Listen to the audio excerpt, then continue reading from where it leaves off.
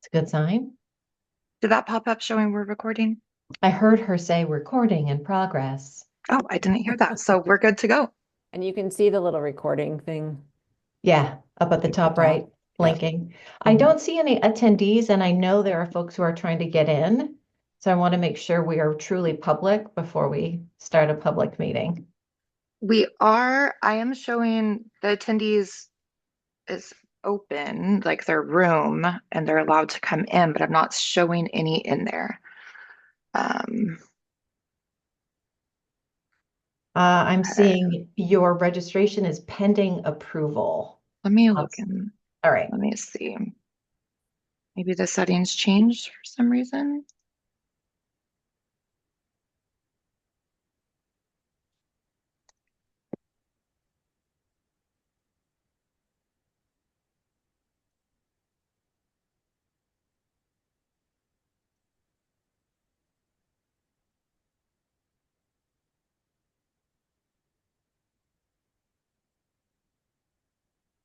Okay, that should work, and we should see them To pop in. pop in. All Yeah, right.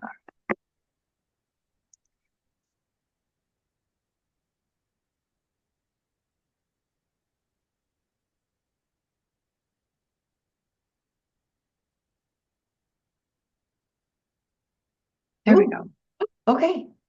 Well, there's one making progress.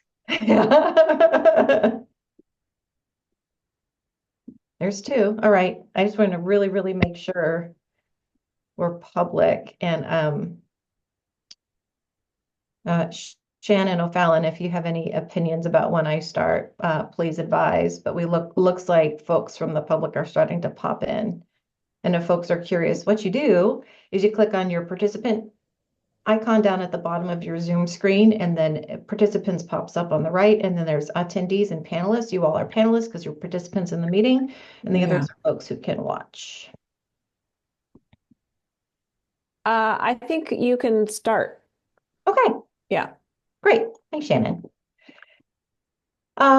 Okay, good afternoon, everybody. Happy January 21st. I hope everyone is doing well. We are at our, I think, 13th panel review meeting. We, as a Measure 110 team, put our heads together a few times this morning to look back on where we left off, which was with Klamath County. Our hope for today is to get through discussion and vote on Klamath County in addition to Lake County. If we have if we have the time and it is right, we do have Malheur County ready to deliberate. The challenge there is we didn't have the information consolidated and ready enough to send out, so we can do it in real time. Actually, while I'm talking, could somebody just reply all to my email from this morning and attach the Malheur County slides so that it's in their inbox? That'd be super great. Thank you. I'm going to ask Carly, would you please do that? So you don't get emails from all of us. And the other thing I wanted to note for those panel reviewers attending now, after Klamath Lake and Malheur counties, that's it. We're still waiting on your reviews to come in. And there are no other complete counties for us to be able to consolidate and organize and present to you all. So for those of you who have who are trying to get those applications in. We really appreciate you. And just please know we're going to be unable to proceed without your ratings and reviews so that we can deliberate. Questions about that? Comments about that? The other thing I wanted to share before we go into introductions and attendance in that business is that the Oversight and Accountability Council met on Wednesday, public meeting, and it's available on the Measure 110 OAC website. You're welcome to take a peek. But the council did meet, and they started to dive into Benton County, which you recall Benton was incredibly challenging because there were so many really fantastic applications, and the OAC really saw that. And the request from Benton County applicants was more than double the amount that is in the recommended formula. And so what happened is that the OAC discussed how to move forward, knowing that this is really challenging and really understanding that the review panelists are required to review what is in the application and to not add other information or make the decisions for the OAC. And Carly and Kathy, correct me if I say this in wrong, but there was a motion that was seconded and voted and passed that said that the OAC will prioritize prioritize continuity. And what that means is that it will prioritize funding existing grantees into this new granting 4-year cycle. And organizations that are culturally specific. So existing culturally specific grantees, as is per the purpose of the DTRSF funds. So that is one thing to note as we move into our deliberation, which is really focused on the application and those scores. The other piece that I will share came up is that there was a second deliberation around a motion which was seconded and voted on, but we didn't realize that enough people had left that we actually didn't have quorum. So we need to revisit this when the OAC meets again tomorrow. But in the public eye, I wanted to share that the OAC was having conversations around using like a percentage threshold to make decisions. So for example, well, there's all these great applications, and we really want to give everybody, a bite at the apple. So let's vote on let's discuss, providing at 50% or 70%. So there was conversations around reducing everybody the same level to get to a place where everybody could have some funds to do some good work. The last piece I'll share, and then I'll ask if there's any questions, and we'll do attendance. Is there was a value stated that it would be best if the OAC told applicants, we need you to reduce your budget by X amount, figure out how that makes sense for you as an organization, and just make sure there's still services available in all of the service areas you are applying for. So not just say, well, then we're not going to do harm reduction, we're not going to do screening. But instead to allow the organizations to indicate what makes best sense for the health and wellness of their organization, rather than saying, hey, agency A, cut your screenings by 100K, your assessments by 200K and make it work, but giving the organization the flexibility to make those determinations on their own. That was the conversation last week, and I did talk with Shannon O'Fallon from DOJ about our process to date and the information that panelists really want to be able to deliberate and be aware of, just knowing how the information is going to be received by the OAC. And we really do need to keep the consistency with how we have been discussing and reviewing these applications in counties to date. So I'm going to pause and take a couple of breaths and see if there's any comments or questions. And then I'll have Carly I'm just going to wait a few beats, Carly, attendance, and then I'll move into level setting us to where we left off. Any comments?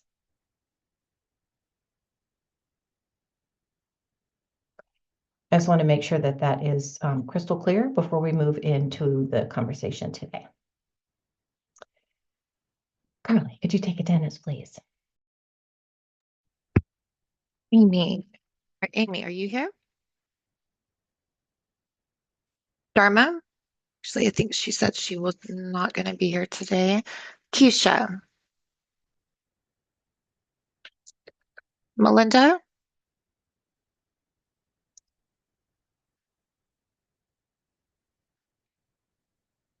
Morgan?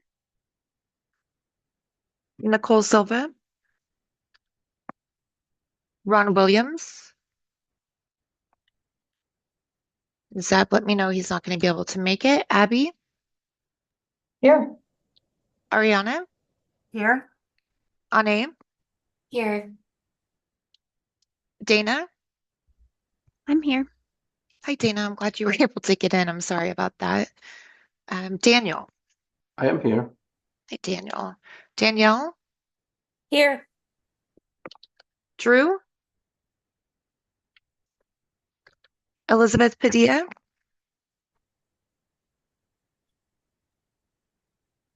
know she was trying to get in. Check back. Emily? Here. Grace? Gregory? Here. Greta? Here. Hannah?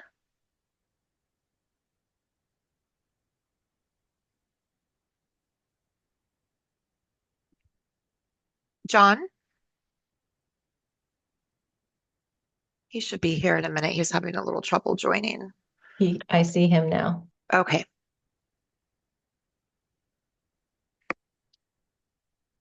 Judith?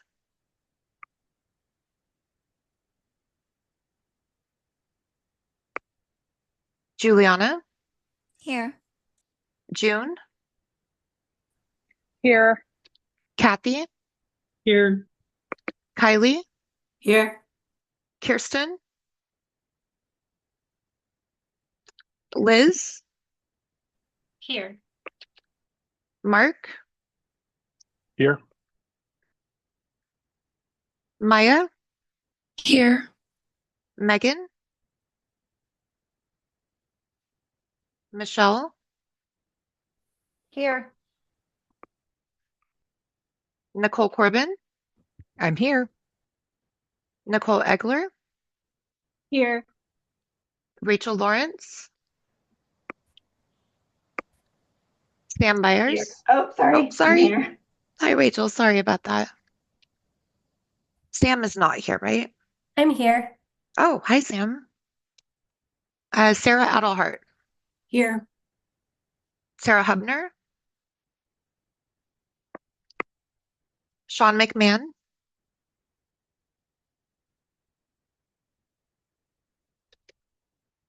Stanley. Tammy. Here. Tatiana. I'm here. And Tim. Here. And we have quorum with 26. Awesome. Thank you, Carly. And for attendance, I did notice that Elizabeth Badia was able to get in. So thank you for your everybody. This enables us to have meetings without depending on external folks to do the live streaming. Yay! So we're really happy about that. So hopefully no more canceled meetings due to obstacles and schedules. So hi, Amy. Amy is here. And any other questions before I launch into our conversation back around Klamath County? Right. Where we left Klamath was doing math together in public. Jason Hall, as y'all may recall, is out of the office until later this week. And I wanted to, I am curious if folks would like me to reshare I'm going to stop for a minute. I'm going to reshare pieces of the Klamath County presentation. So we all start on the same page around the purpose and goal of the review panel. And then I'll watch all your faces to see whether you want me to continue kind of going through the whole slide, or you want to jump into, if you recall, Jason was sharing an Excel table and folks were talking about moving some applications and other monies around. I would like you to think about how much detail you want and how much you would like to deliberate based on what I just shared on the feedback from the Oversight and Accountability Council. Okay. All right, now is where I need to, all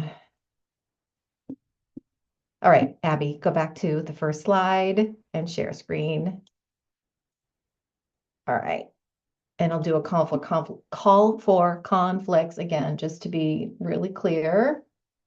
Present, this is Klamath, share screen. Here we go. Okay. Are y'all seeing Klamath panel? Great, thanks, Kathy. Okay. So the call for conflicts, please holler if you have an actual or potential of conflict of interest with the providers on the right, which include Boulder Care, Klamath Tribal Health and Family Services, Lutheran Community Services Northwest, Max's Mission, Tyus Yox, and Transformations Wellness Center. Are there any actual or potential conflicts of interest? Hearing none, we'll move forward. Okay.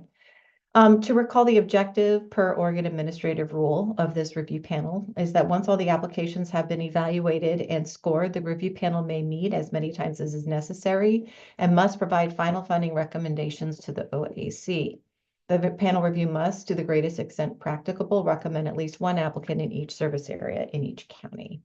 And our goal is to, for each of Oregon's 36 counties, this review panel must complete a successful majority vote on funding recommendations for the OAC's consideration when building the behavioral health resource networks. Okay. Just recall this is a live meeting. There are folks joining us in the webinar. We are recording that will be posted on the website. And I'm not sure if the chat feature we have been leaving open, but I just really want to encourage folks whenever possible to please contribute your thoughts verbally. I think that adds to the conversation. Raise your hand. I'll facilitate through today. We have a lot to get through, so thoughtful yet concise. And you all either review these applications or we have them on hand and can pull it up and restate information that was either assessed or included in the application. And of course, we prefer the reviewer input if the reviewer is present, and then we'll call for a vote at the end of each discussion. All right, the formula, we've discussed Klamath County. I am going to bring us to where we left off. Okay. This is all of the organizations that we had been discussing. And I'm going to soon close this out and have Ariana share her screen. But I just want to recall that we have been having a conversation with every county and each applicant around, because there was requests to identify first who the CMHP is, the community mental health provider is in each county. Was a desire to have question 7 about cultural responsiveness and culturally specific services read out loud. There was also a desire specifically for substance use disorder services, whether they are outside of Medicaid billable services. For peer supports, how are the peers associated either with the said treatment or with the harm reduction or something else? And are those peers in the field or are in the office or both? For housing, there's a desire to hear what type of housing is proposed, whether it's housing first, emergency, rental assistance, vouchers, transitional, permanent, or all of the above. Excuse me, then for harm reduction, there's a desire to hear about what is proposed. Is it wound care, naloxone, hygiene, sharps, containers, what have you? So we're still going to go through that for every county. We did that last week for Klamath, but I just want to remind folks that's where we're at. And the organizations on the left side that say entity, the ones in orange are the ones that are current grantees, so have been receiving DTRSF funds and are part of the burn in Klamath County. Are there any questions and comments to get kind of folks' brains back to where we were last week before I stop sharing screen and give the screen sharing power back to Ariana to pick up where we left off with Jason, which is looking at building a burn somewhere around the formula amount that meets those criteria around ensuring all the areas are covered. So as we're thinking about then again, I just want to bring the OAC's direction back into the space today and encourage you all to think about how you want to have this conversation based on that some of the direction and also the values and the intent of that conversation. We do meet again tomorrow. Okay. Anything to add? Questions? Okay, and you do have all these slides in your inbox if you want to take a look-see. Great. Ariana, over to you. Just 1 second here.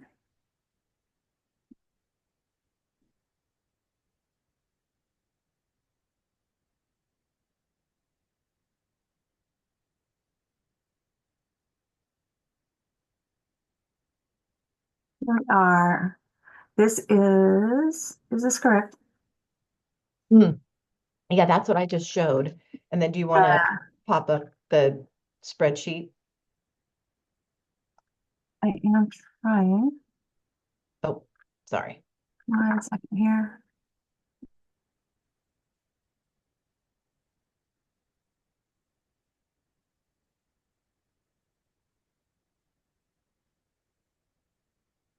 But she should say DTRSF Klamath RP 2025. Yep. Check. Thank It says you. that at the bottom. Okay, great. All right. So I'm just going to scoot these columns out a little bit since we're dealing with some big numbers here. But what we have here is everyone's ask and what their asks are for, and how many reviewers suggested funding them. And then at the end of this, we also have the weighting score, as in this is how many of the OAC's original priorities were met by this entity. And we also have, these are the reviewer scores, reviewer 1, reviewer 2, right there, so that we have an idea of how they score. And Lutheran Community Services, Max's Mission, and Transformations Wellness Center are the 3 that have reapplied for funding. And so this is your time. Ask me what you would like to do, and I will happily facilitate for that. I will note that down here we have a total ask of 10,000 still. We have a difference of 2 million from the cap. And that's with this portion, the lower portion. Yeah, thanks, Ariana. Yeah. So what you're looking at in rows 7 through 14, that first table, that was the last slide I shared, which is all of the applicants with some recommended reductions in funding to get closer to that formula amount. And then below was where we left off as a team. So y'all were having these conversations about these 5 providers. Notice Boulder Care was left out. And there was a desire to look at the numbers and start to play a little bit with that. And that's what got us down to just $2.8 million below the formula amount. And then we had to break. But I'll again ask, and this is a little, I'm trying to keep our process adhering to how we've been doing it so far, but now we have additional input from the OAC, and we are, really kind of in their service to do this work for them. And so I know that, so Amy is on the OAC and was present Wednesday when we talked and has been at a lot of these meetings. Sam is part of the OAC and she's here today. Let's see, Zeb's not here, but I'm curious if any of the folks who attend both meetings have any input or thoughts about how you would like to proceed in this conversation based on your reflections of our meeting on Wednesday with the larger OAC as a whole. The places in yellow is where Jason, where you all were suggesting we make reductions, and that is those highlights are reflecting those numeric changes.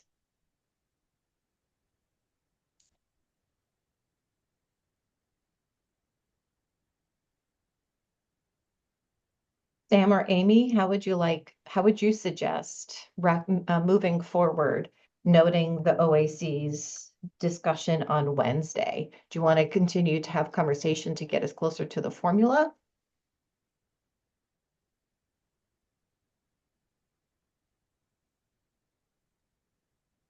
Hey, Abby, it's Sam. I think I'm just thinking through it and also appreciating that I sit on the OAC, but wanting to make sure that the council member's voice also comes through on this thinking as well. Thanks, Sam.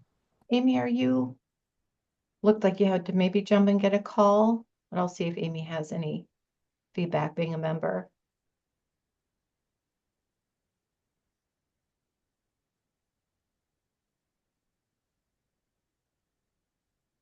Hey, June.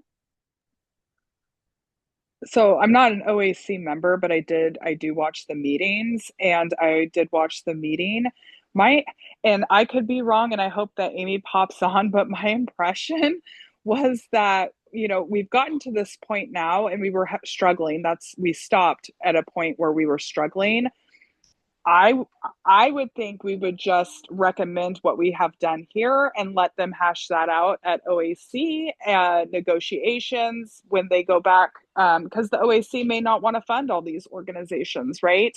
And just let the OAC make that decision. That was my impression.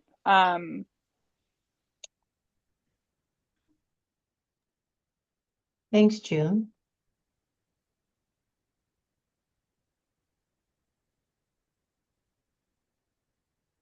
Any other questions or thoughts? As a person who's in all of the meetings, I'm really trying to not determine or recommend where to go, but to more facilitate this group to assert their wants and thinkings about how to do this the most thoughtful way.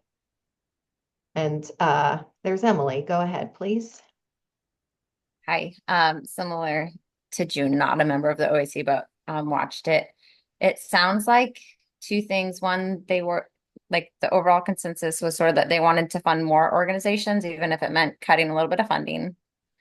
And two, that it sounded like it might be better for the organizations to decide where those cuts come from, because they kind of know how their programs fit together and work. So, thinking about those things, I don't know. I am very interested to hear from Amy if she's able to share, but it sounds like we should probably just move it forward with the slate of organizations that we want to fund, and then let them decide if that's who they want to fund, and then let the organizations decide where they want to cut the funding from. Thanks for contributing, Emily. Amy, are you available?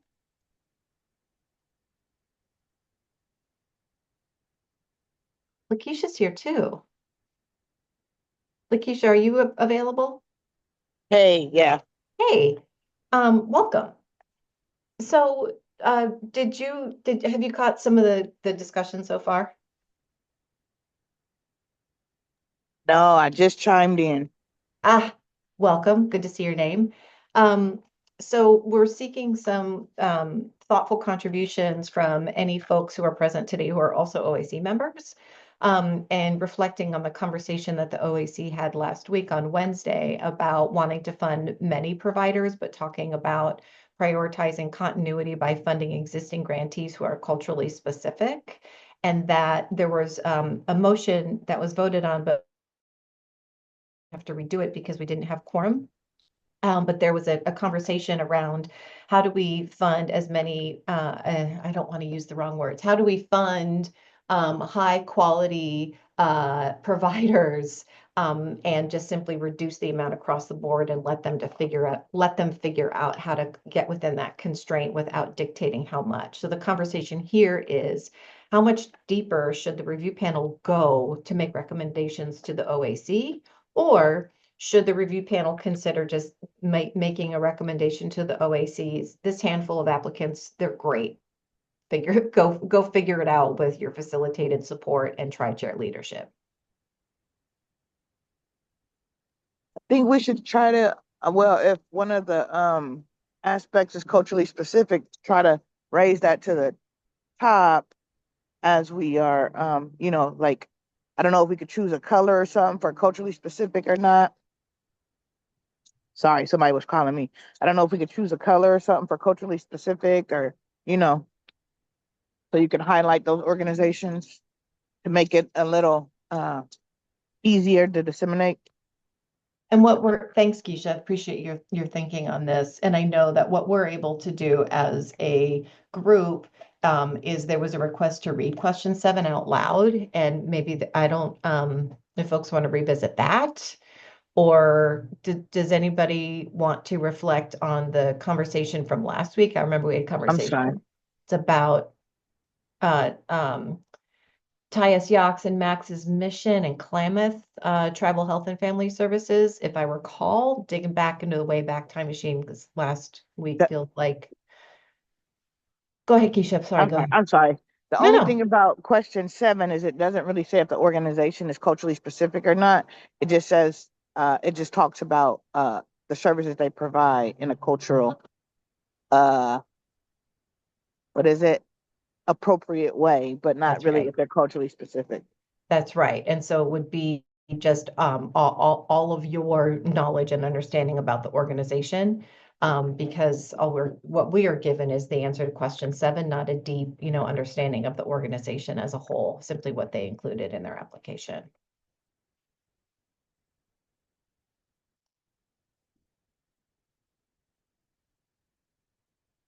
And I will add, if you watch the OAC meeting on Wednesday, you'll note that the Measure 110 team, big shout out to Elizabeth, existing grantee Measure 110 applicant information that's included in that one tab on the workbook. So all of that is being presented to the OAC as well, to deliberate and determine and assess the level of cultural specificity or responsiveness.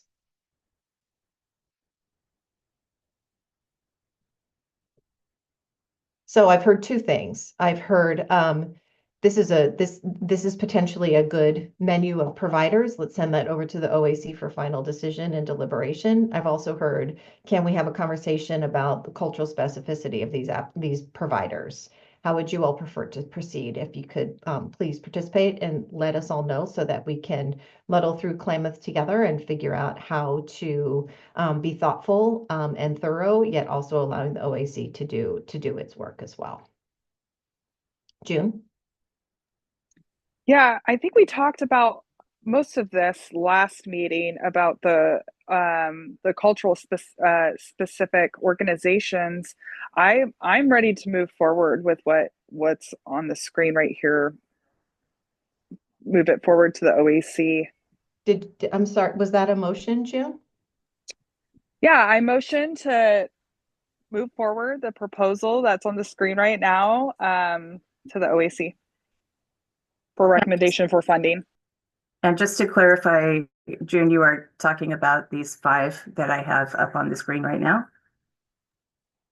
These 5 right here? Yes, correct. Yes, okay, great. That's still 2,000, almost 3,000, or 2 million over. Okay.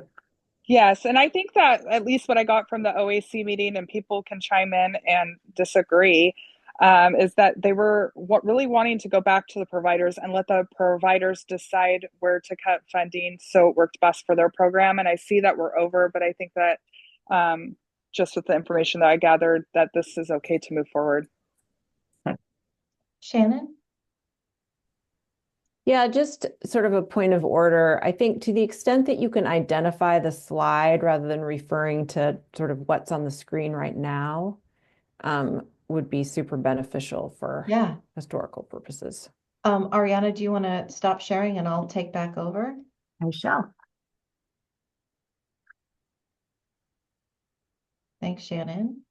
Put the name of it into the motion, and please correct me if I'm wrong, June, on the motion. It's in the chat.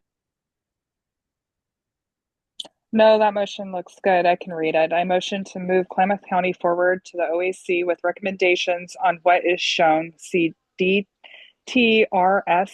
Klamath RP 2025.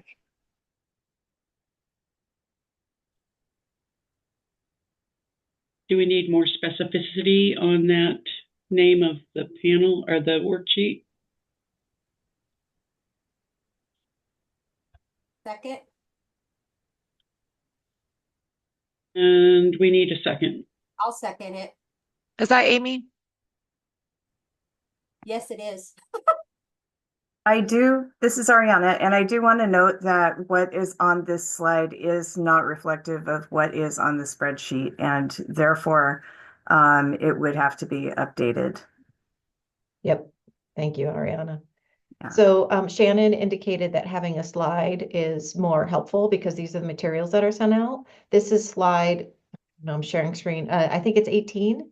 Mm-hmm. And this is, so what this is the same list of providers that Ariana was showing through Excel as we were trying to do math together. The difference is the dollar amounts are full and robust and have not been reduced at all. So the program total here is $10.3 million rather than whatever it was on the screen before, which I don't recall. And this also, the only change in the list of providers is does not include the telehealth through Boulder Care. Shannon, did you have more? Usually when you're, no? No, I just wanted to, right, as far as referring to something, I mean, again, what was in the motion is fine as long as there's no other slide that this could be confused with. And I think, Abby, you referred to, sort of slide number X with regard to what went out. And I think that that's good too.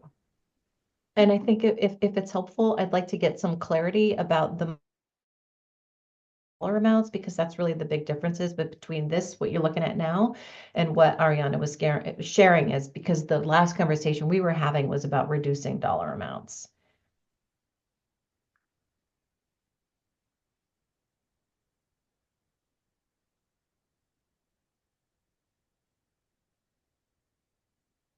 So I guess it's a question back to June and Amy to clarify the previously shared, or letting the OAC take this full list of 5 providers and figuring out the reductions. Yeah, I can redo the motion. So motion to move Klamath County forward to the OAC with recommendations that are shown on slide 18 with corrected totals from worksheet DTRSF Klamath RP. Does that work? Shannon, is that fly? Sorry, say that one more time. Apologies. So I'm just reading what's in the chat that I believe Kathy's helping with. A motion to move forward Klamath County forward to the OAC with recommendations on what is shown. The slide 20. Yeah, that's correct. Yeah, with the corrected totals from worksheet DTRSF Klamath RP 2025. I still second. Yeah, I think that's fine. Thank you all so much. Ariana, your hand's up. Are you contribute to discussion? I just wanted to say that I can create a new slide, not quickly and not worth waiting for, but sufficient will for it to reflect be in that. the OAC. Yeah. Great, and we got to record it and document it. Is there any other discussion on the motion?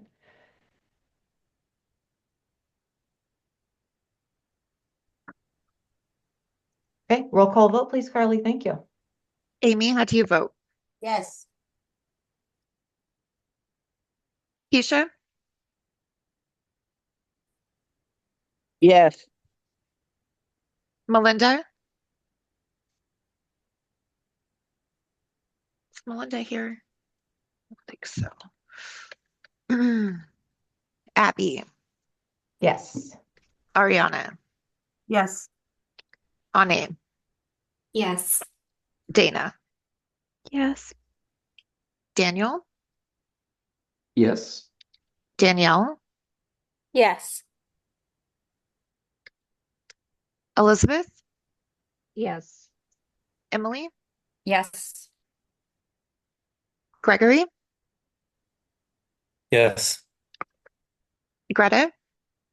Yes. John? Abstain. Juliana? Yes. June? Yes. Kathy? Yes. Kylie? Yes. Liz? Yes. Mark?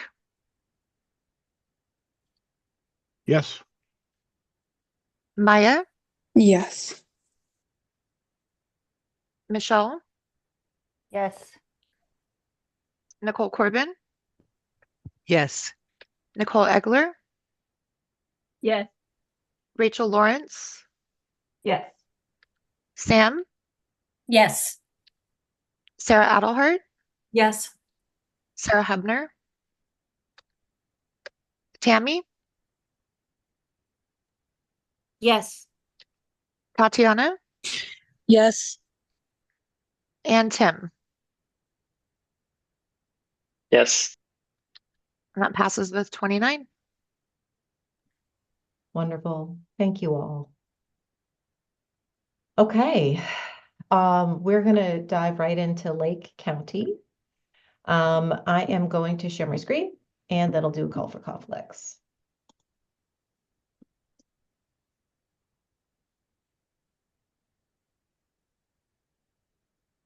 Okay, Lake County DTRSF review panel. Call for conflicts. Our applicants for Lake County are 2, Boulder Care Provider Group and Community Counseling Solutions. Please let us know if you have a potential conflict of interest or an actual conflict of interest.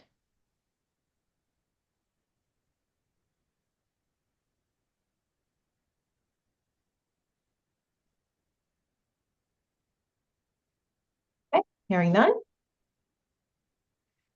Oh, we know this journey very well together. We went over the objective and goals this morning already, so I'm just going to pop through this and get us over to Lake County. Lake County is located in South Central Oregon and has an estimated population of approximately 8,200 residents as of 2023.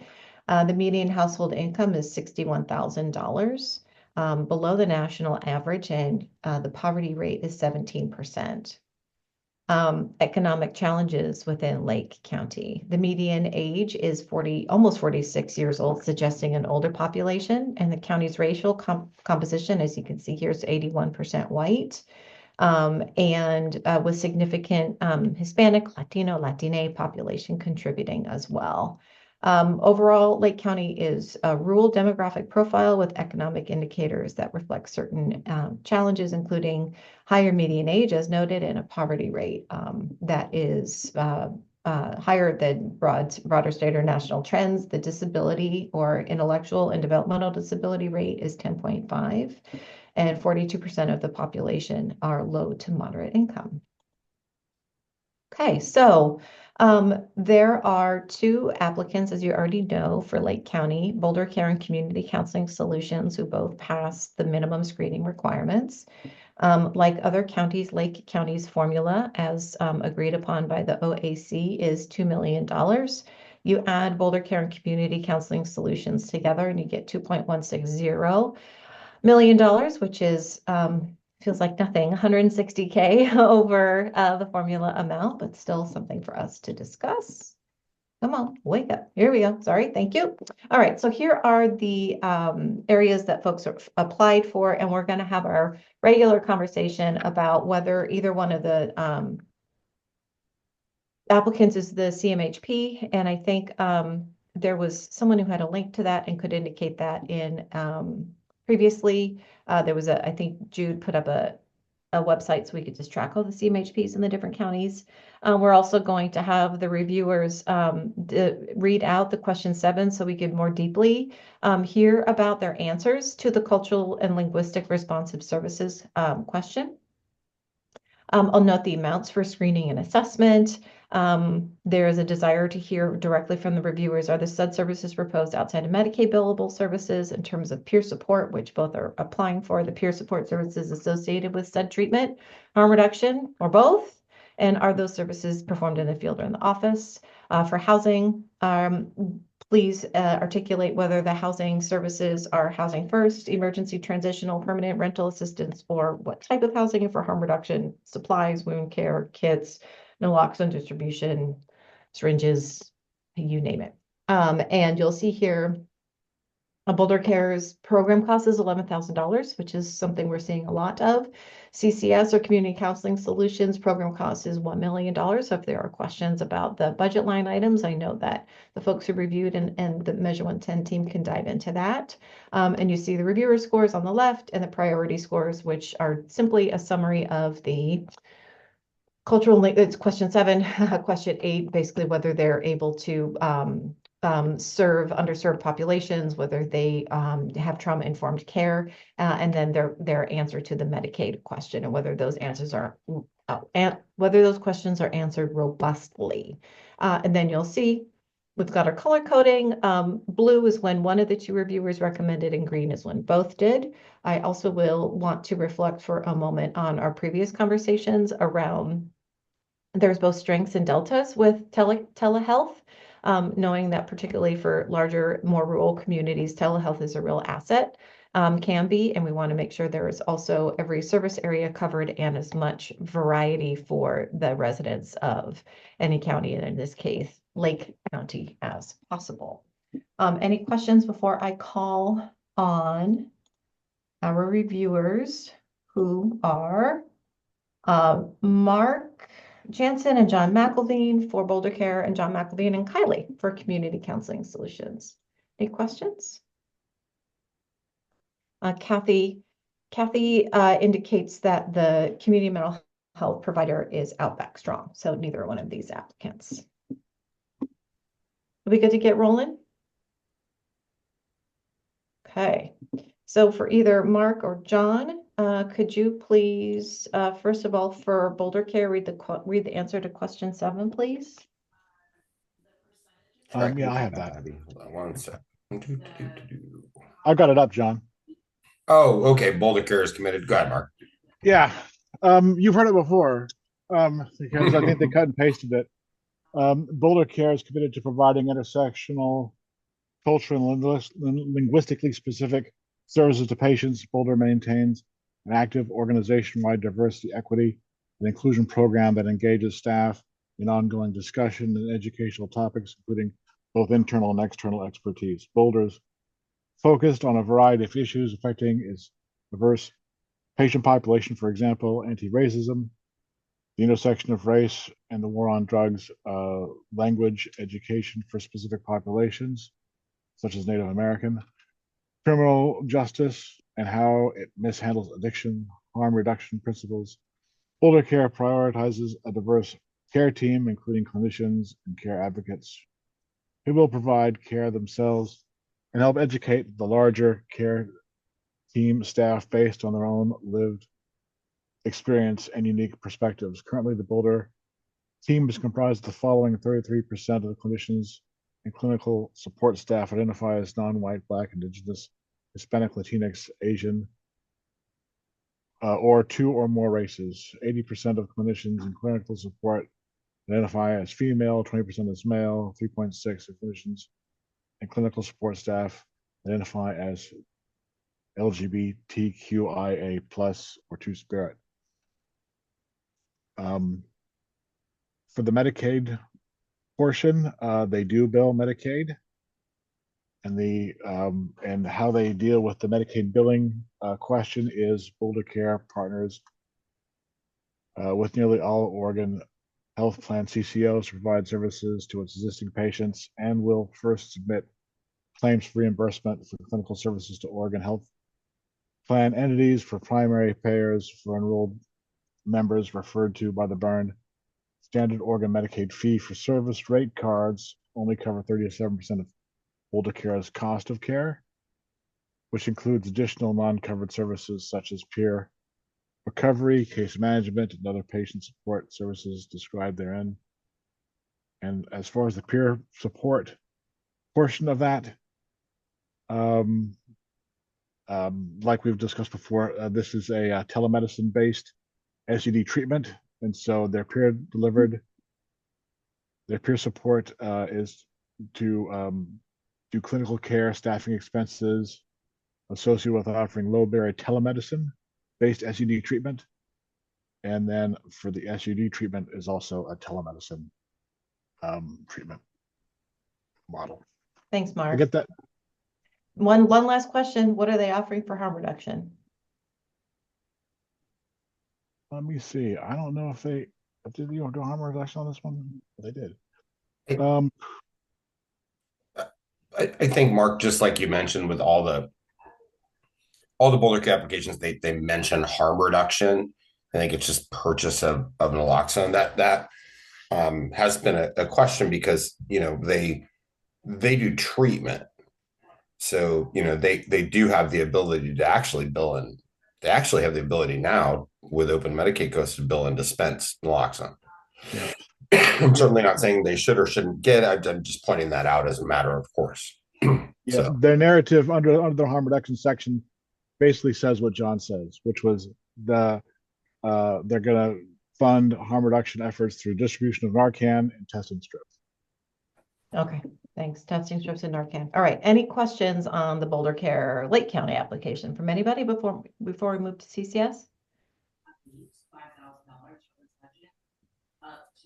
All right, hearing none. We're back to John and Kylie.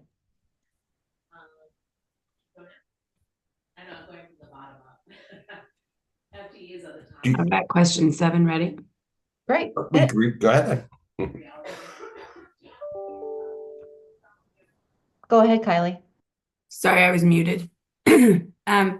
Lake County is not very diverse, either culturally or linguistically, according to World Population Review in the 2020 census. 90.54% of Lake County's residents speak English, 7.86%, 645 people speak Spanish, and many of them are bilingual and speak English. Although our services are primarily designed for and delivered to English-speaking people, we also have bilingual staff and print media to accommodate those who only speak Spanish. We use a translation service over the phone for those who speak languages other than English or Spanish. And question, how are they not going to supplant, right? That's the next one. And so for assessment, they're applying for 173K, also the same for SUD, and for peer support is 493K. The question for SUD is, what are they applying for that is outside Medicaid billable services?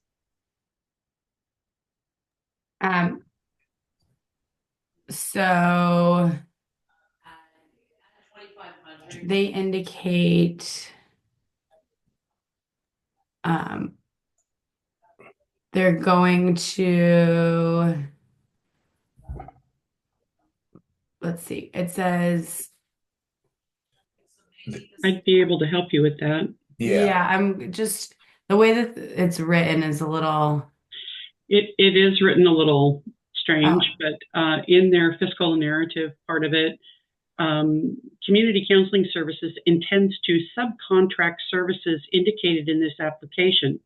Both CCS and the subcontractor, yes, Community Counseling Solutions, offer services that are eligible for Medicaid and other insurance reimbursement. yeah. Go ahead. No, I was just going to say, and then compounding on that, it's talking about supporting FTE, a program manager, CADC counselor, CRM, established through Measure 110 funding. And they're also looking to add a supported employment coach for this and maintain current M110 funded positions. I will note that I might have in past, as I'm looking at past participants, it came up as Lake Health District as the past burn, which that might be a synonym for, I'm not quite sure if it's a synonym, but within their project scope, they also discuss, I know Kathy said that, did you say Lake Health was the? So Lake Health District has recently dissolved, and Outback Strong is now the CMHP in there. And they took over all Measure 110 services and funding on that. In their narrative described in their project scope, it appears that Community Counseling Solutions intends to sub and supports to an entity in Lake County that will begin the process of becoming the CMHP. So it looks like there's partnership. Which is Outback Strong, yes. Sorry, John. And then I think I saw John waving his actual hand. Go ahead, Sam. I was just going to try to sort of simplify it for say a Lake County Healthcare District, right? Then Lake County Wellness, which is the CMHP, Lake County Healthcare District. It's one of the Oregon counties that have a healthcare district, right, managing it. So the CMHP was a subset of that, right? As opposed to there's only a few counties that have pure healthcare districts. I was trying to sort it out. And then what happens is that they renamed that Lake Care Wellness renamed themselves as Outback Strong. I'm not sure when they did that. So just clarifying that part. And what I will say about the services is it, like Kathy said, it is a little bit unclear. There are needed services in Lake County. It's a no pun intended. It's a little bit of a service desert, but yeah, I was here. There's also housing supportive. They mentioned they don't have housing available, so there's housing vouchers available. Obviously, the peer support they talk about, and they ask for funding. I don't know what the previously funded positions are, although I'm guessing from I'm intimating that they are items, but they don't talk a lot about what they are. They do mention the only thing additional they're going to do is a job coach. So again, your staffing isn't necessarily back to the Medicaid reimbursable question. Your staffing isn't reimbursable. Generally, that's paid for by obviously through funds you receive from reimbursement for services. The one thing that I was a little bit confused about, and again, this goes to the continuation on that line of funding. They do mention funding for screenings or SUD is reimbursable. That's not to say that what they could be referring to past staff they've hired to do that work. It's just not clear to me in the budget whether that is or not, because they do state clearly the only thing extra they're going to be doing is hiring a job coach. So some of it's unclear. I'm a little bit looking at this much clearer. I'm assuming that's staff cost. I'm just looking at it and I'm guessing for assessment, SUD, and peer support, because you've got identical numbers. So I think that's probably what it is, continuation of funding. I am a little curious on the pure cost and just where that kind of number comes from. But again, that could be continuation of previous things. And then you see housing vouchers and harm reduction, which is some naloxone distribution, and community involvement, which is great. Sam, we're going to chime in. Yeah, I think I just wanted to clarify, when the switch was happening in Lake, at the same time, our RFGA was out, and I think that in an effort to ensure that there was a burn in the area, there was a reach out by the county commissioners to the other CMHPs or local mental health authorities to ask for some support and guidance to ensure that would happen. And so Community Counseling Solution ran in, literally to do that support. And so, I just wanted to note that, and then also that the new CMHP did present to the OAC recently in terms of the outline of their work, but also appreciating that the support from CCS may or may not be reflecting that as well. Thank you, Sam. Does anybody have their budget line items up to indicate what specifically the peer support 500K will pay for? I do have that up. What I'm seeing is in assessments, it is salary, SUD treatment, it is salaries. It's each of them are a 0.5 FTE. Under peer support, I show that also as salary. It says positions included in this cost is 1 FTE for certified recovery mentor, providing peer support for individuals and assisting in assessing resources, accessing resources and services, and 1 FTE for job coach peer, supporting individuals seeking employment. Thank you, Kathy. Over 4 years. Sam? I'm sorry, so that was your FTE, Kathy? That was 2, yes, 1 FTE for certified recovery mentor and 1 FTE job coach, but I also noticed that they have client support. It's $13,000 a year. Funding will cover essential resources to help clients overcome barriers in their recovery journey and addresses needs such as transportation, food, clothing, and other essentials. And so that amount is actually over 4 years, right? That they're putting. Correct. Okay. Yeah. The that's year, not a lot. Yeah. First year salary is $102,000, and then the next year it grows exponentially over the 4 years up to $118,000, and then the client support stays at $13,000 for each year. And that's 108 or whatever for the 2 years per year. The position costs are $441,000 over the 4-year Perfect. period. Thank you. Thanks. Okay, thank you. And John already shared what is included in housing and harm reduction. Are there any questions about either of these applications, information here? Questions about who recommended what for who, what? Because we've got some blues and some greens. Any other questions before I move on?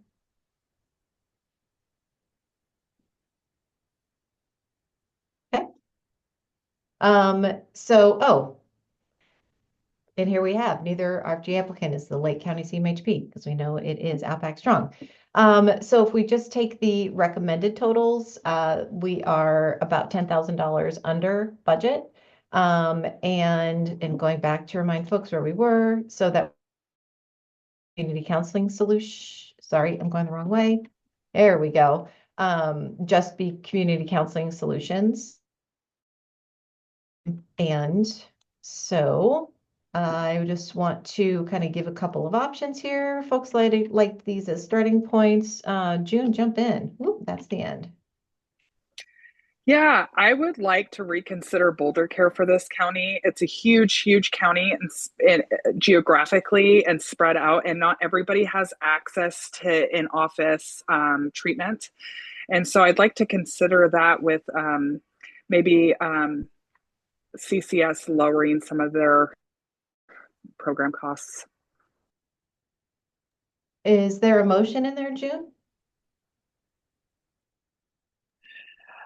I can certainly motion, but I didn't know if anybody else wanted to talk about it. I just know that it's really hard for people to get MAT treatment, especially in this county.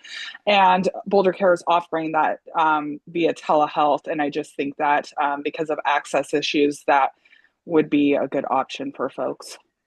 I didn't know if anybody else had any discussion around that. I think John does. Yeah, I would just add to what June said. Lake County, before the elimination of the X waiver, which was the federal certification to prescribe buprenorphine, at most, I think I remember there being, and not even actively practicing, 1 or 2 providers in the entire county. Of course, it's a very small population wise, but yeah, 1 or 2. And I think just having the option is absolutely crucial, because then you're going to, CCS is moving into MAT in the mid gorge in Umatilla, I believe, but I'm just not sure what their capacity is. So the idea, I would think if anybody was going to make a decision about funding, that they would want to make sure that really underserved and isolated remote areas of the state have at least some access to some type of agonist treatment for opioid use disorder. Thanks, John. Amy.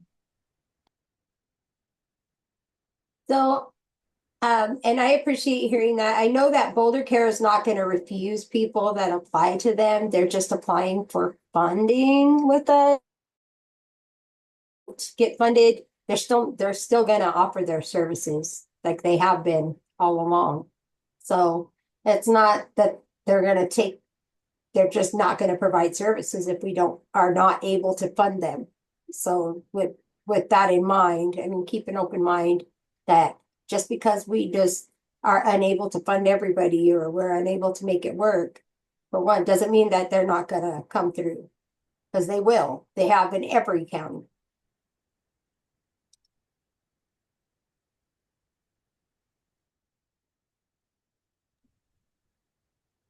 Other discussion about or recommendations for what this group would like to move forward to recommend to the OAC to consider?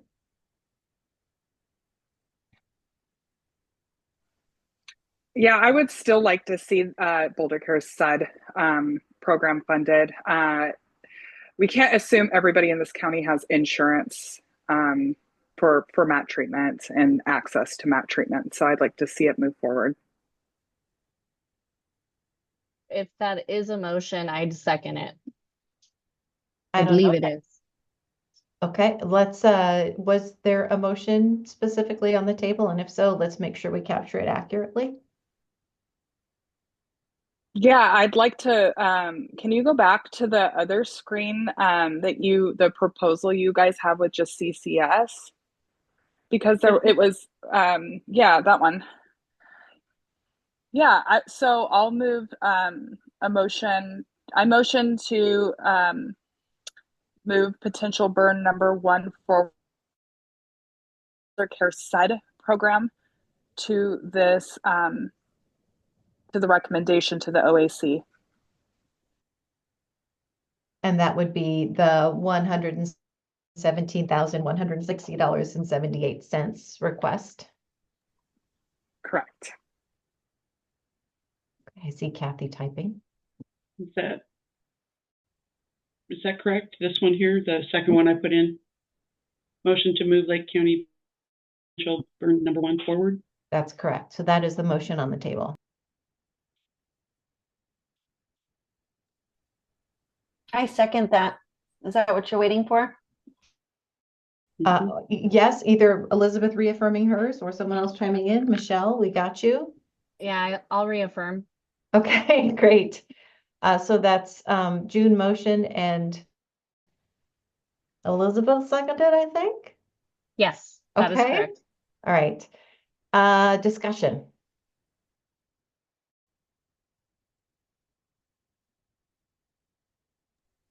Comments, questions? Nicole. Would there be any way to, if we could maybe, when we move this forward to the OAC, we could try to reduce, instead of reducing both parties' financial groups, Boulder Care more than Community Counseling Solutions, because we could just give them the amount needed to cover any patients who are not insured, which I think could be less than what they asked for, just a little bit less. More discussion, Elizabeth? Could we go back to the previous screen? How much money Boulder Care asked for again? So the totality of their ask is how much?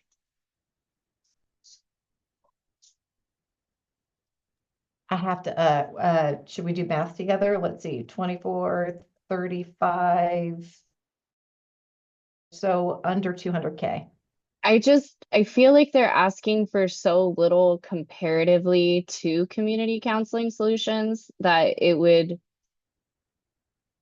I'd be more curious if Counseling Solutions could come down and funding the whole ask for Boulder Care as opposed to asking Boulder Care to reduce their funding.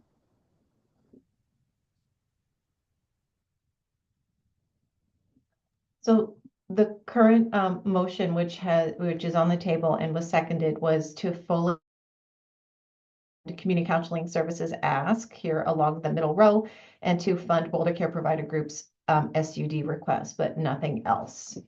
Are there any other discussion or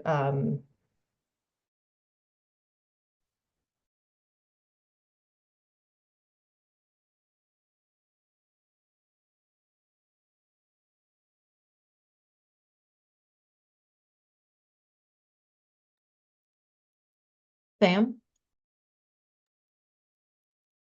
Yeah, I would just say I think I'm less inclined on the harm reduction and peer support with Boulder Care because I'm just not clear what their actual physical presence will be in Lake County. I mean, I I do think that it is an area that is underserved. I think the CMHP is new, ensuring that there is a, all those things are true. And I think having that telehealth is critical, but I'm unclear how they would be getting naloxone and peer support to Lake County. I just, unless it's somewhere in the application on how they're going to engage folks.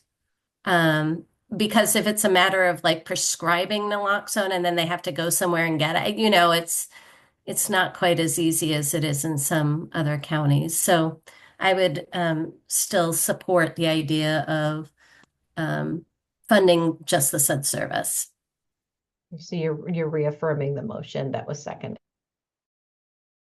So Boulder Care, in their proposal, their project scope, they will employ various methods to engage with individuals, including digital advertising, networking with providers, community education initiatives, participation in community outreach events, including harm reduction events where Narcan may be distributed, and maintaining community liaison presence and outreach throughout the state.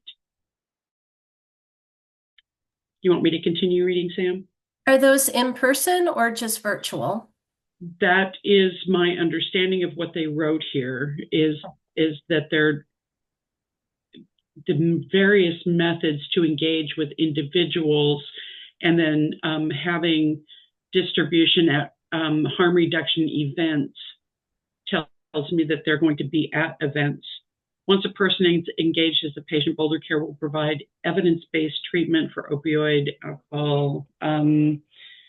Boulder Care simply requires access to a device on which a video visit may be completed. But it sounds like their harm reduction stuff, that they are offering it through events and community education initiatives and networking with providers. So that still confirms for me that that isn't maybe direct service to people Correct. who are using drugs directly, where we know that those services are most effective. So I would still concur with the existing motion. Thanks, Kathy. Any other comments or questions about the motion on the table? Just to move forward with Lake County and funding, also provide Boulder Care at their said request. Going once, going twice. Okay, let's take a roll call vote. Okay, Amy, how do you vote? Yes. Keisha? She's still here? Melinda? Yeah, sorry. You're fine. Abby? Yes. Ariana? Yes. Ane? Sorry, to be clear, the motion that passed is the one in the chat. Okay, yes. Dana? No. Daniel?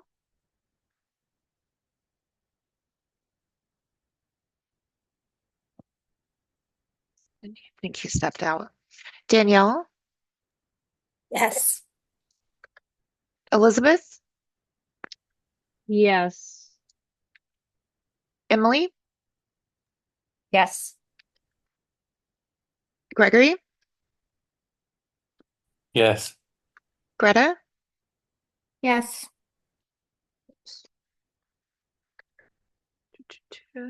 John? Abstain. Juliana? Yes. June? Yes. Kathy? Yes. Kylie? Yes. Liz? Yes. Mark? Yes. Maya? Yes. Michelle? Yes. Nicole Corbin, Yes. Nicole Egler, Yes. Rachel Lawrence, Yes. Sam, Yes. Sarah Adelhart, Yes. Tammy, Yes. Tatiana, Yes. and Tim. Yes. That passes with 26.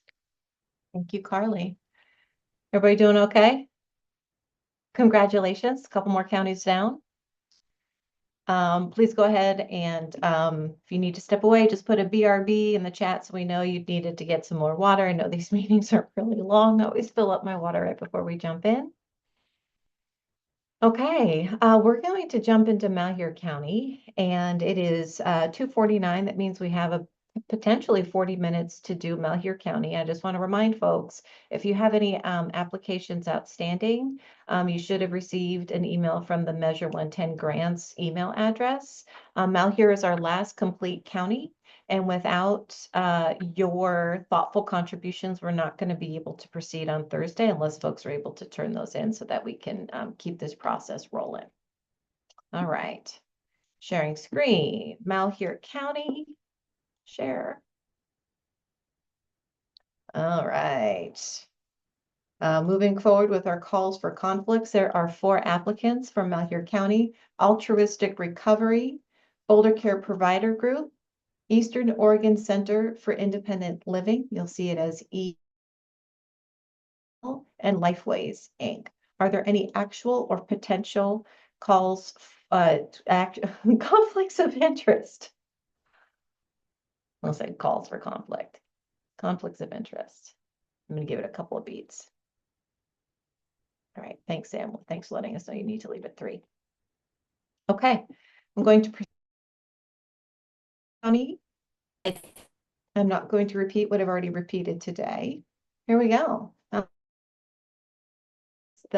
Located in Eastern Oregon on our southern border. It's a population of almost 32,000 residents. Median household income is just under $50,000, which is below the national average, and the poverty rate is just below 20%. The median age is 36 years, which is a relatively young population. Racial composition, as you can see here, is predominantly white, with a significant Hispanic and Latino population contributing to its cultural diversity. You'll see there it's 61% white, 30% Hispanic, Latino, Latina, and you can see the rest there as well. Overall, Malheur County faces economic challenges as evidenced by a lower median household income and higher poverty rate compared to national averages. Disability rate is 10%, and low to moderate income, 39% of households. Okay, so there were, as noted, 4 applicants for Malheur County. Total countywide formula available is $7.3 million. The total countywide ask is 13, so this is not the right math. We're about 6 million over countywide formula, I believe. I think that's a typo, but we'll get to the real monies in here in a minute. All right, there we go. So if you have reviewed these applications, calling your names here, it's Nicole Silva, Nicole Corbin. It's fun. Rachel Lawrence, Nicole Silva again. Sean McMahon, Rachel Lawrence again. Sarah and Tammy are the folks who reviewed these applications. So we're going to start, give a high-level overview. It looks like Altruistic Recovery applied for everything except for housing. Harm reduction was the one area where neither applicant recommended funding. It looks like they applied for assessment, SUD, and peer support, but did not have a financial ask. But please note the program cost at $4 million.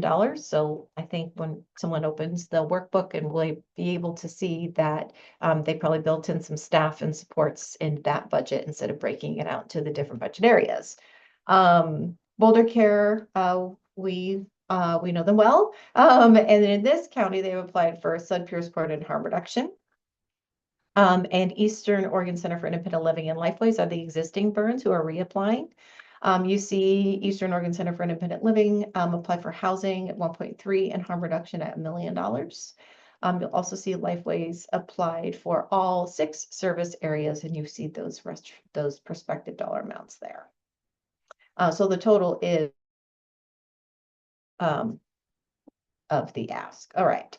So reviewers, you are on deck. We're going to go ahead and start with altruistic recovery. And recall, I think y'all know this by now, but do we know who the CMHP is? If someone could put that in the chat, that would be super helpful. And then we're going to move over to having reading question 7 about the cultural and linguistic responsivity. The sub question about Medicaid peers, what kind of peers they are and what programming they support, whether in-house or in the field or in office, and harm reduction, as we could get a better understanding of what the harm reduction offerings are. Let's start with altruistic recovery with either Nicole Silva or Nicole Corbin.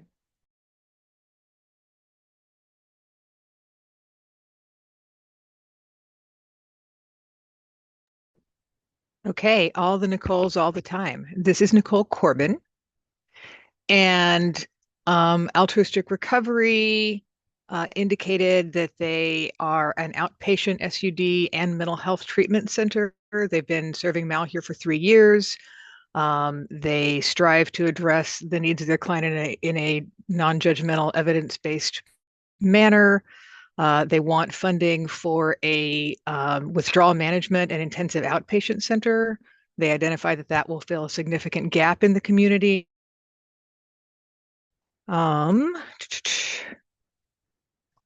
Just kind of looking through, they've got some partnerships with local community organizations to align resources. They collaborate with their local tribal leaders. Primary goal is to enhance community well-being through, again, what they call a social detox initiative, so withdrawal management center.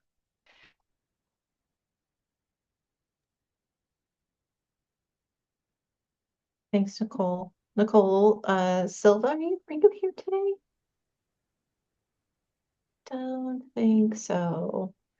Any questions for Nicole? Was that clear enough of a summary on this applicant? I can say that the reason that I did not recommend harm reduction as one of the funding areas was just a lack of clarity in the application that identified harm reduction practices.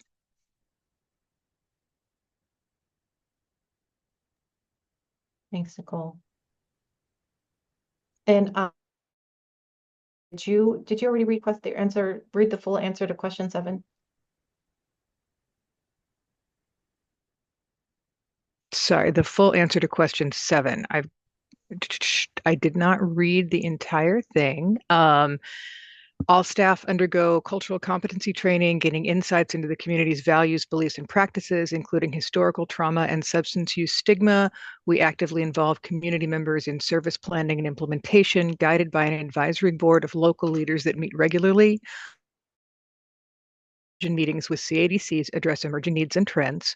We provide services in the community's native language by hiring bilingual staff and offering translation services, facilitating clear communication. We also have groups specifically for Spanish-speaking individuals and adapt treatment modalities to align with cultural norms. One of our CADCs specializes in adolescent care and works directly in schools environment. Our holistic approach integrates co-occurring treatment services addressing substance use alongside mental health, housing, and employment issues.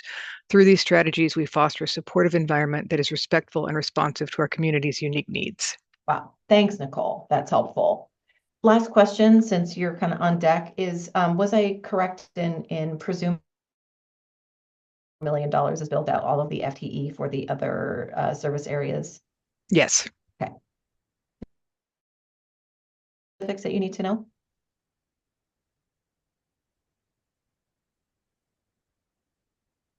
Thank you, Nicole.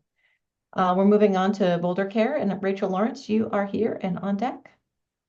I think, yeah, go ahead. Sorry. All right. I was looking at the other one, so let me pull up Boulder. Are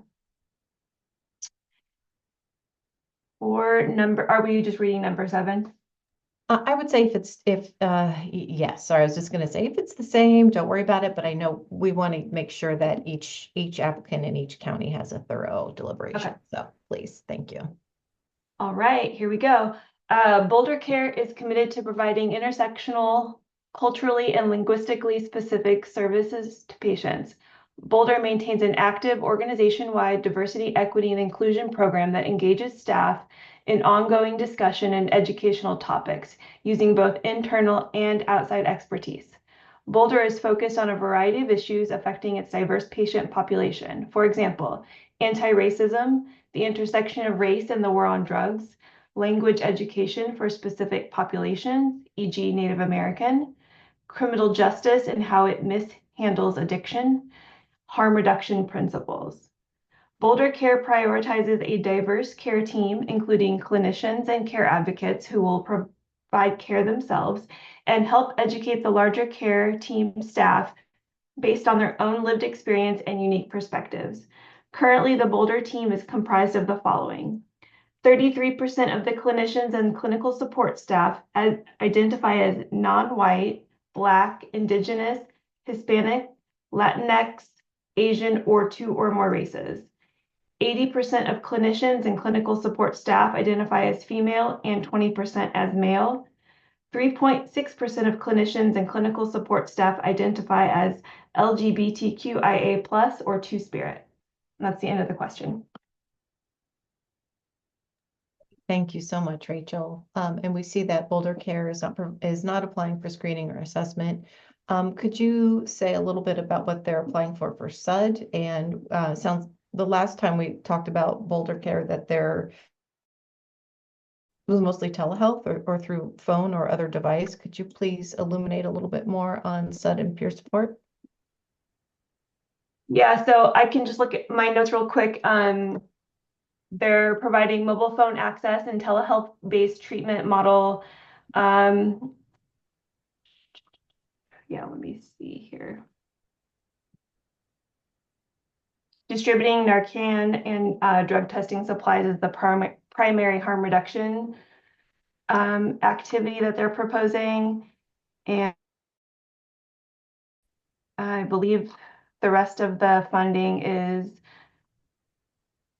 specific to clinical care staffing expenses with offering low barrier telemedicine-based SUD treatment, including diagnosis, prescription, and medication-assisted treatment for OUD and AUD. So those are the primary service activities.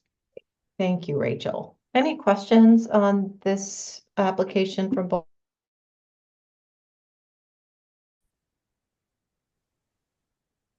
And Rachel, you're on deck for the next one. Okay. I don't see Sean here today.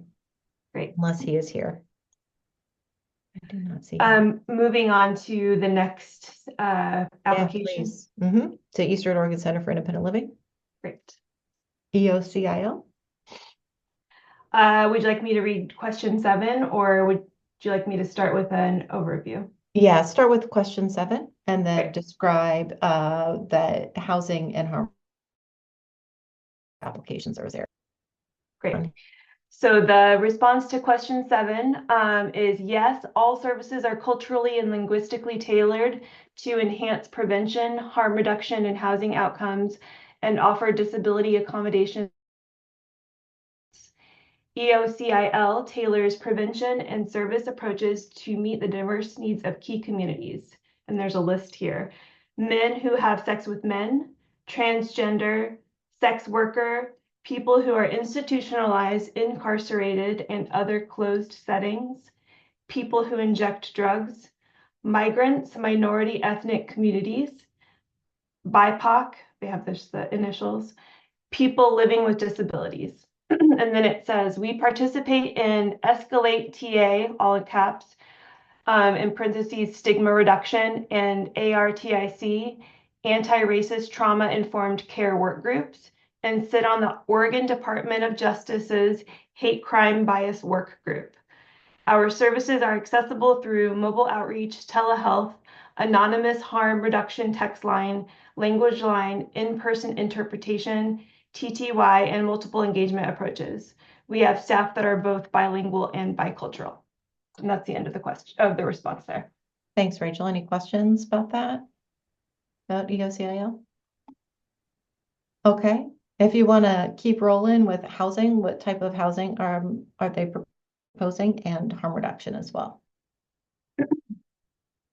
So their housing is a mix of housing navigation services, providing nights of shelter or emergency hotel stays. So they have an agency-owned shelter that they operate, and some of the expenses are going towards the maintenance of that operational expenses and supplies for their 7-plex housing first low barrier complex. And they have 1-bedroom units that are to complete, renovated, fully supported by case management. So it's a mixture of supplies and the maintenance costs for operating the shelter that they have, and then for reimbursing or covering emergency hotel stays are the primary expenses that are service and supply related, and the rest are either program training costs or the costs associated with a 1 FTE housing navigator, and then some partial FTEs of a housing coordinator, CEO, and some folks are something about housing maintenance. So I'm assuming staffing regarding the maintenance of the location. Great. Thank you, Rachel. And harm reduction? Harm reduction, there's some staffing costs there, 2 FTE, actual harm reduction specialists. So that's where a bulk of the cost, around $50,000 per year, is located. And then, excuse me, no, that was for benefits. The cost of those are about $62,000 each. I apologize. $62,000 to between $66,000 per year for each of the FTE harm reduction specialists. And then there are some harm reduction supplies, syringe exchange, and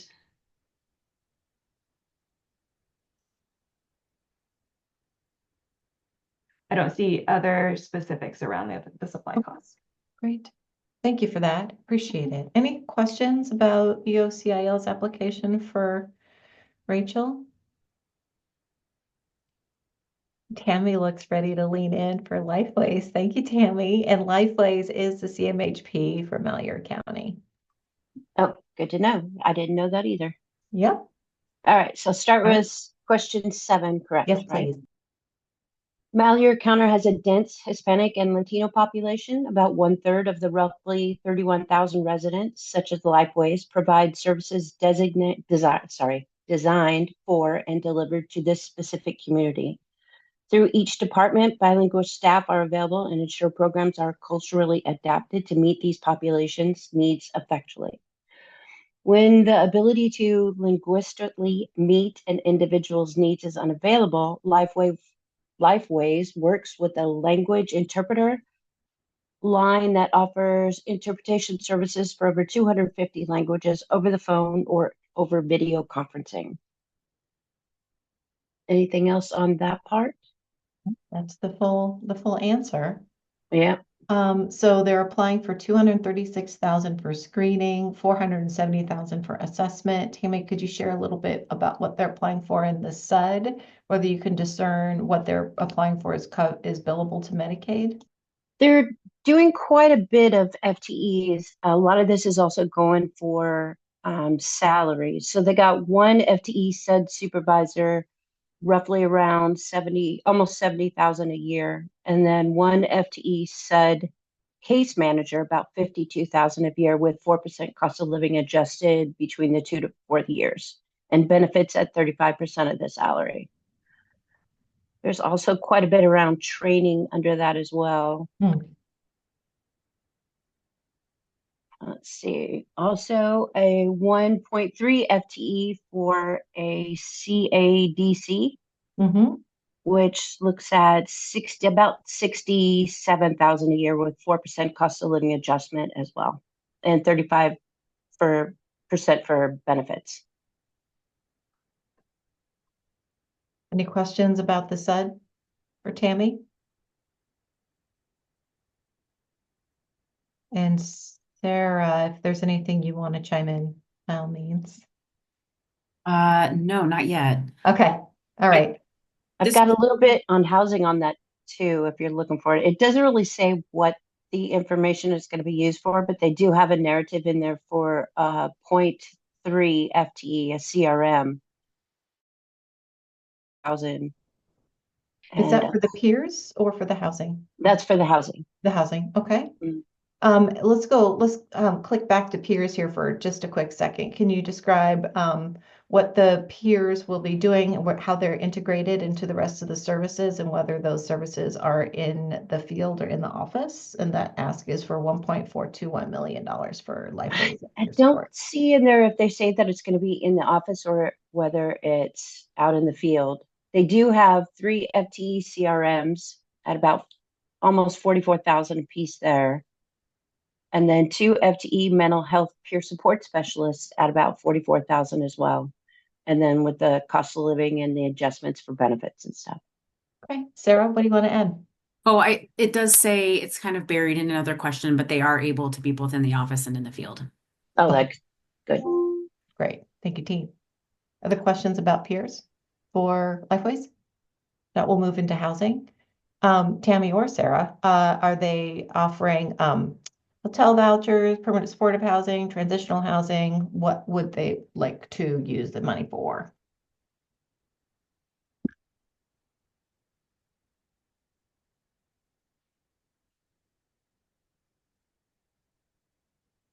I'm looking to see if they've got it in something. So I can see it in their budget narrative that they have money budgeted for housing voucher, transitional housing expenses, which is 10 beds across 2 houses, some recovery housing expenses, which is 15 beds across 2 houses, and some funds for like move-in assistance, utilities, etc. That answers pretty much all of the pre-written questions that folks want to have elevated. The one other question I was hoping to understand is the program costs at $1 million for LifeWays.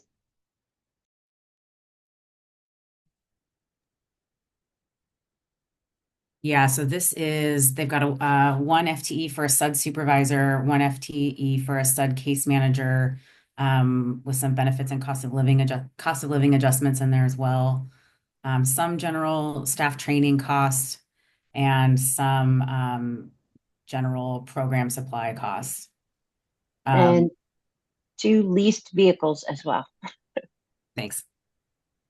Right. Also, some of that general services money for their SUD drop-in center as well. Awesome. Thank you. Any other questions for Sarah or Tammy about LifeWays or anything else you guys want to add?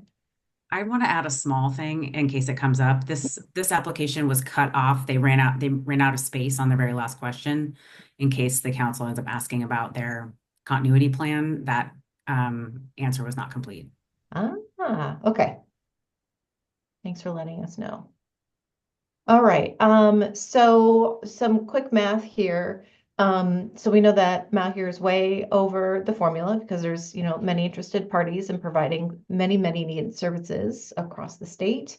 Are folks ready for me to move forward, or is there any discussion that you want to have about these applications and what to recommend to the OAC? Asking this now, as I haven't in the past, because we now have a little bit more of a sense of where the OAC would like to take these conversations.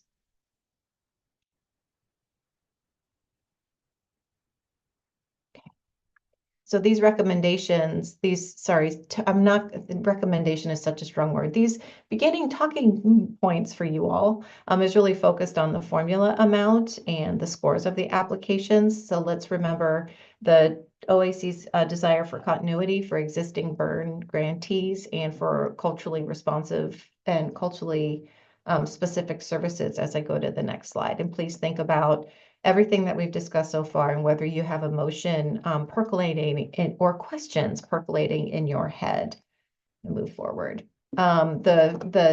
If we funded only the things that both reviewers suggested, we're still about 5.7 million over the formula. And to remind folks, that's basically everything here that's in green, right? Except for assessment, SUD, and peer and housing and harm reduction. So only screening for altruistic. But please note that program cost is $4 million, and so is a big chunk of that as well. Okay. So this is just for your consideration. Basically putting together the two existing burn providers because they're highlighted in orange. The total ask from OECIL is 2.4, and the total ask from Lifeways is just shy of $6 million. Reflecting on some of the recent conversations around the value of the value of telehealth, and whether or not that is something y'all want to ponder or consider. And I don't know if this one has a number 2. Oh, it does have a number 2, which is reducing harm reduction to get closer to formula. And here are the differences. And again, we prepared these slides before hearing the discussion from the OAC, so it's a little off, but this is the process we have been using so far to date. So what I'm going to do is just slowly back through these and give folks a minute or two to look at the service array, the burn, and what would be the best recommendation for Malheur County that y'all might want to send to the OAC, whether that involves a financial change or a provider change or anything. Discussion, please.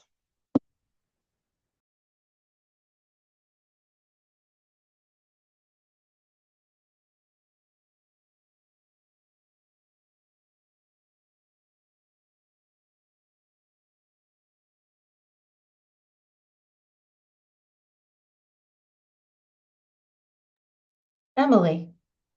I was just wondering, I'm sorry if I missed this, but the blues for altruistic recovery, are those blue because they asked for no funding?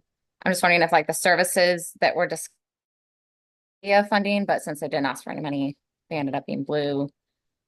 That's all. Yeah, good clarification. My understanding, and Nicole Corbin, oh, she's already unmuted. Go for it. Yeah. So again, I don't know what the other Nicole's assessment of not recommending those to be fund recommended were. I did recommend. It's not really right to say funding them since they didn't ask for any funding in those areas, but I did recommend supporting altruistic recovery for those areas because the programs that they want to set up, the intensive outpatient program and the withdrawal management program, have screening, assessment, peer support, and low barrier substance use disorder treatment in a continuum. So it is all of those services are involved in the same programs. So it feels to me like if you set up one program and fund it for screening, that program is also doing assessment, is also doing low barrier SUD, is also doing peer support.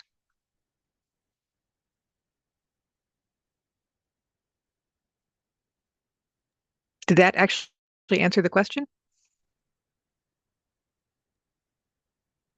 Yeah, I think that answered half of it. I think the other half is just knowing what the other Nicole put down and Yeah, whether we it's like a can- no or an NA. But Yeah. thank you, Nicole. Can Kathy or Kylie pull up Nicole Silva's review of altruistic recovery? I'm just gonna triple I've got it open. million check. Now my computer's acting all funky weird. I got it, Kathy. Thank you. And so the reflection was that it was NA for assessment and then a no for sudden peer. And the comment is the same for throughout, which says applicant did not complete proposed budget and added a program section in the workbook.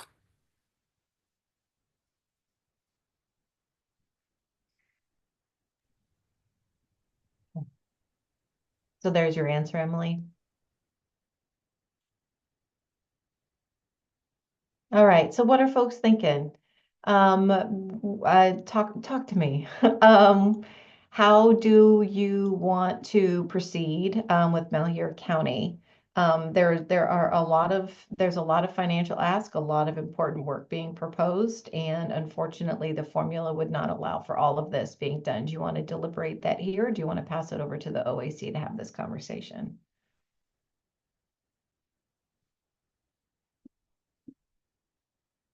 Dana. Yeah, for Altruistic and their program costs, are they proposing that their program have peer support in person in the community? Just trying to figure out of the program costs, what does it look like for that agency? To get a better sense of what deployment of assessment, SUDS, and peer support would actually look like. Right, correct. Yeah, for sure. So, Nicole, Corbin, or Kathy, or Kylie, can you kind of, I don't know if we can even share screen, but can you discern from the program cost summary what that might look like? A little more detail, please. So the narrative in the proposed budget for program is the budget for program will include salaries and benefits and the increase in FTEs for the clinicians already working. We will also rent the facility space for the programs. So they have it all lumped into one, just as salaries, benefits, rent for the house, and so forth. That all equals 2.8 million. So the salaries alone are 2.2, 30,000 a year for across the 4 years. So that's 120,000. Rent for IOP offices runs 60,000 a year. That's 240,000. And it looks like they have training also put into that at 31,000 for the 4 years. This funding will be used to train new employees on organizational policies and protocols, while also supporting ongoing education for all clinicians to keep them updated on new and emerging treatment modalities. There's also a furniture cost, meals cost, instructors for program, transportation, equipment, and supply, which over the 4-year period equals 805,000.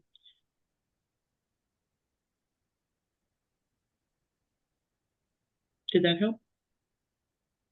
Yeah, one more question, Kathy, since you have it up. Does it indicate how many lives they're planning on serving over the period of time of the grant? They don't have anything listed on the program one, but on screenings, year 1 is at 150, year 2, 350, year 3, 400, year 4, 500. That's their screenings.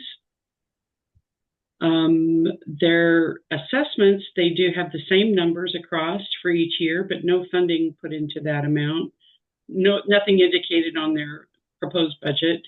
Same numbers, well, a little bit lower on the SUD treatment, 100, 300, 350, and 400. And those are in the respective years. And the peer support, they do indicate 200, 400, 500, and 600 year 1 through 4.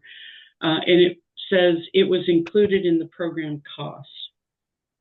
Under SUD narrative treatment in the proposed budget, we have a very broad line of services and collaborate closely to meet client needs. Our MAT treatment is included in, and the cost for services are kept affordable, and we bill for services, so we do not expect that there to be additional expenses. Sorry, I switched to one thing. Additional service expenses here, and will adjust need startup costs to expand the service. It's just what they wrote on the SUD narrative. Under the assessment narrative on the proposed budget, they said we have a policy in our current practice that at the first appointment, we do the ASAM, DSM screenings and SUD or mental health assessment allowing the second appointment to be the treatment appointment, reducing barriers for clients. So there would be no additional cost for the assessment because it is included in the screening cost. And in the screening on the proposed budget, it says this will cover the initial treatment of the client that come in that are not covered by any type of insurance until we can help get them to get signed up.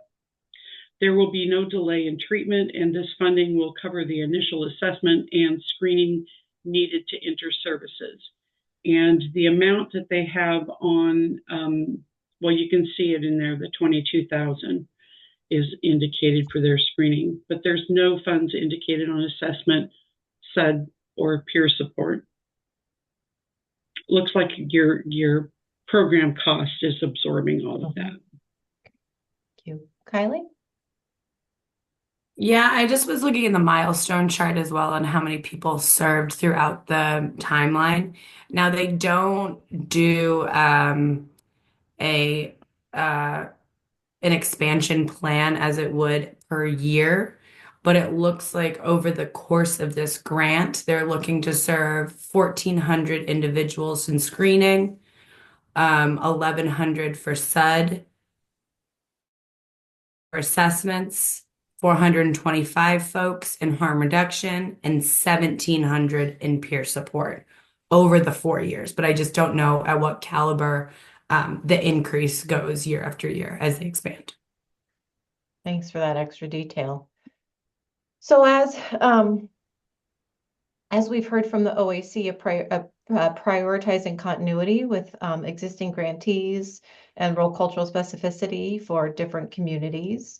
And also our previous conversations just uplifting the potential value for telehealth. And we have a challenging situation here. So my question for you all is balancing or measuring all of these different inputs. Is there a motion on the table about how you might want to proceed? And if not, we will close at 3:30 sharp, and we will reconvene on Thursday and continue this conversation.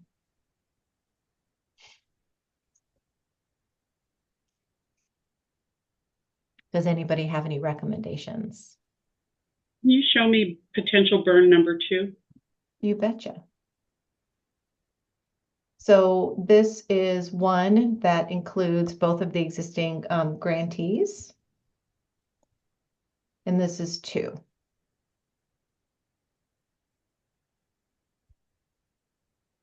And again, for the whole panel, just talking points, just a place to start thinking, and here are the differences.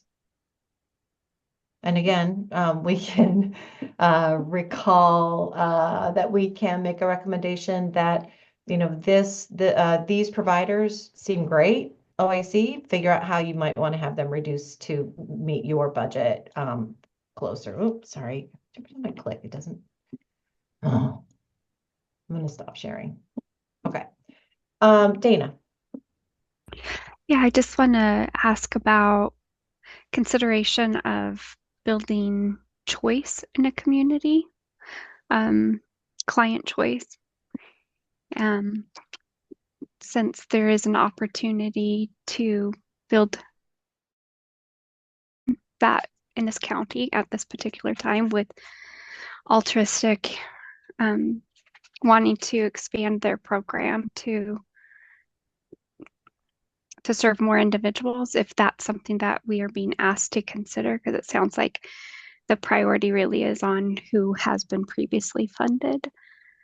And going in that direction means that we may not explore the opportunity to expand client choice in an area.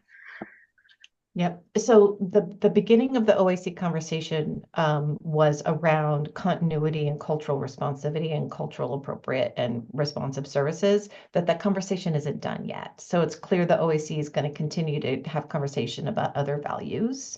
and other priorities as well. And we'll meet again tomorrow, as y'all know.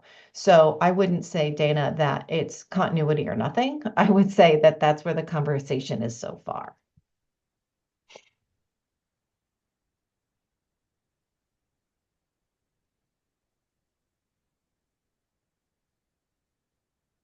Other comments or questions or recommendations for this county?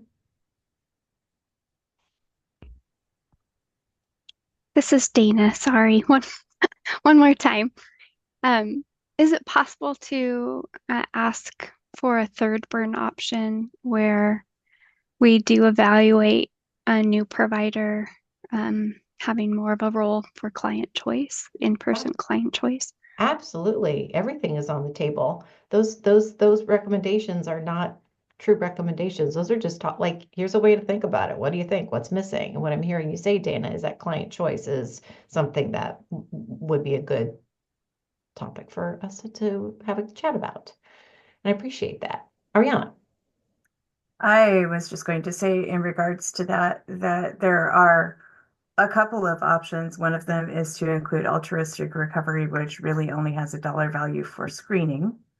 And then there is also the option of including Boulder Care, bearing in mind that this county is also very large and very remote, and that remote work of the type that Boulder Care does do may be a this county.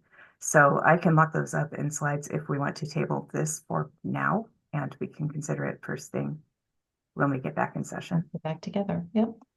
And it is 3:30, and I do have a commitment to end on time unless there is a motion on a table that needs to be discussed and deliberated and finished, but there is not.